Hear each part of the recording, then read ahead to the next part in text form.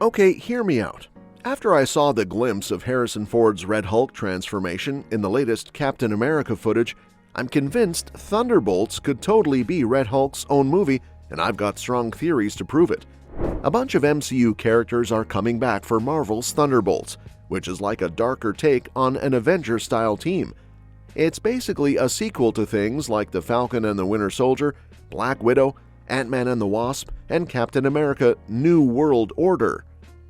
It'll bring together anti-heroes and reformed villains who wouldn't normally cross paths, but I'm pretty sure the movie's going to be all about Red Hulk. I've got plenty of reasons to think so. Remember how Civil War was supposed to be a Captain America movie, but ended up feeling more like an Avengers film? I think they're going to pull the same but reverse move here and focus more on Red Hulk than the Thunderbolts. First off, the name itself is a big clue. Red Hulk's full name is Thaddeus Thunderbolt Ross, so it's a pretty obvious hint that Thunderbolts could be the Red Hulk movie we've been waiting for. It also suggests we might see Thaddeus Thunderbolt Ross leading the team instead of one of the other characters initially confirmed when the movie was announced, and the fact that there's an asterisk in the title suggests that they could change the title to Red Hulk if they wanted to after the release of the Captain America movie. The Thunderbolts team in the MCU includes Bucky Barnes, Elena Belova, Red Guardian, John Walker, Taskmaster, Ghost, Valentina Allegra DeFontaine, and possibly Sentry. Most of them have already had solid introductions in the MCU except for Red Hulk. And just to clarify, I'm not talking about Thaddeus Thunderbolt Ross. He's been around since the second MCU movie, but I'm referring to Red Hulk, who's the only confirmed character that hasn't made his debut yet. So it would make sense for the movie to focus more on him than the rest. Let me break down my reasons point by point. First up is Sebastian Stan, who plays Bucky Barnes. He first showed up in 2011's Captain America: The First Avenger as Steve Rogers' childhood friend and fought alongside him in the Howling Commandos. After what seemed like his death, Bucky was captured by Hydra and transformed into the Winter Soldier, a deadly assassin. He eventually broke free from that conditioning after Captain America: Civil War. Afterward, the Wakandans nicknamed him the White Wolf and helped him heal from being used as a weapon for so long. Bucky assisted Sam Wilson in becoming the new Captain America and is set to be a key member of the Thunderbolts team. But since we already know so much about him, it's unlikely he'll be the main focus of the film. Next, we have Florence Pugh as Yelena Belova, aka Black Widow. In Black Widow, Natasha Romanoff reconnected with her surrogate family, including her sister Yelena, played by Florence Pugh. Both were trained in the Red Room as Black Widow assassins, but while Romanoff joined S.H.I.E.L.D., Yelena followed General Dreykov's orders for years. By the end of Black Widow, she was freed and helped rescue other women while taking down the Red Room. However, she later ended up working for Valentina, who sent her after Clint Barton during Hawkeye. After discovering the truth about Black Widow's sacrifice in Avengers Endgame, Yelena spared Barton's life, so her story feels pretty complete as well.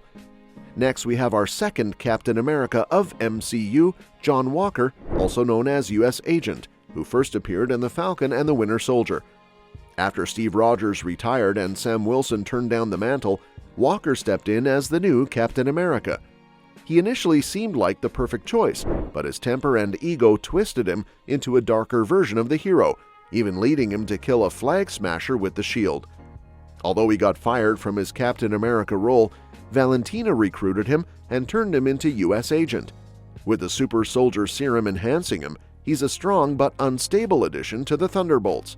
His character represents flawed heroism, making him a good fit for the team. However, I don't see him taking on the leader role.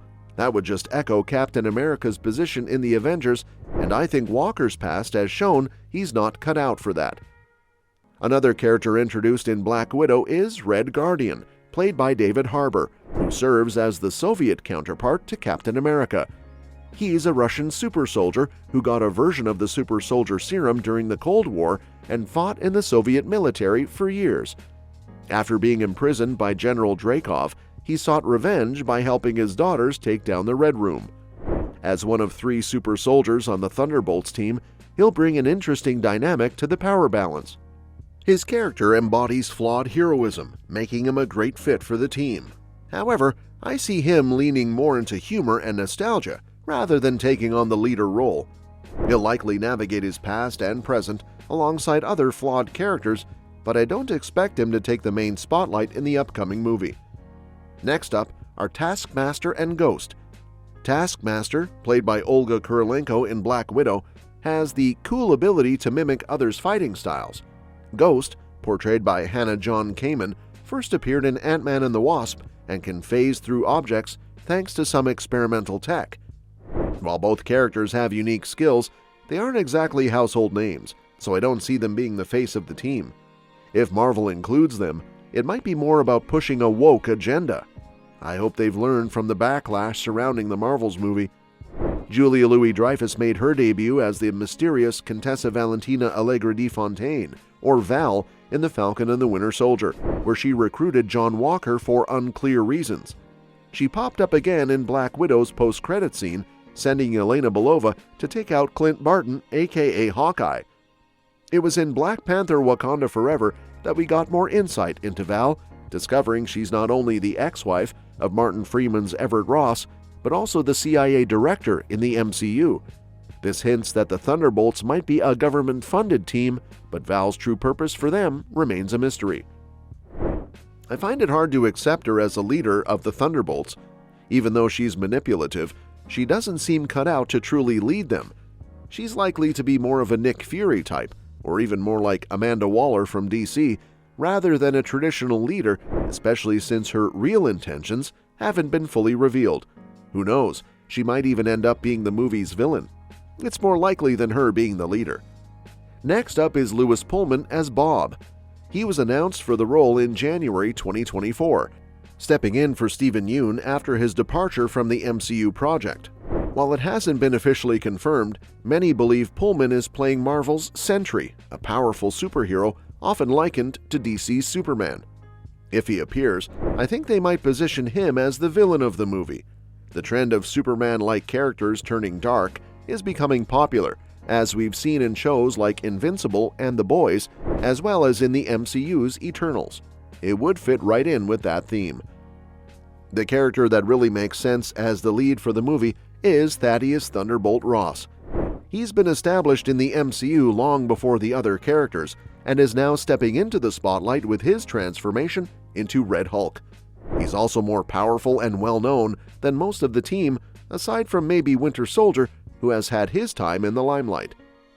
With Ross becoming Red Hulk in Captain America 4, this transformation might happen midway or towards the end of the Thunderbolts movie, which means there won't be a lot of time to delve into his character. Plus, the film will likely focus on Falcon's transition into Captain America, and there are hints about exploring elements from the Eternals end credits, potentially introducing adamantium and the X-Men into the MCU. This means there might not be enough time to fully develop Ross's character, leaving room for that to unfold in Thunderbolts. His becoming Red Hulk could also lay the groundwork for the team's formation, possibly as a response to the kind of intense threats he'll face in Captain America: Brave New World. If the president aims to bring the Avengers back under government control, it could lead to Ross creating his own anti-hero team, especially if he conflicts with Sam Wilson over the Avengers direction. Let me know what you think in the comments below. Subscribe, like, and share. See ya!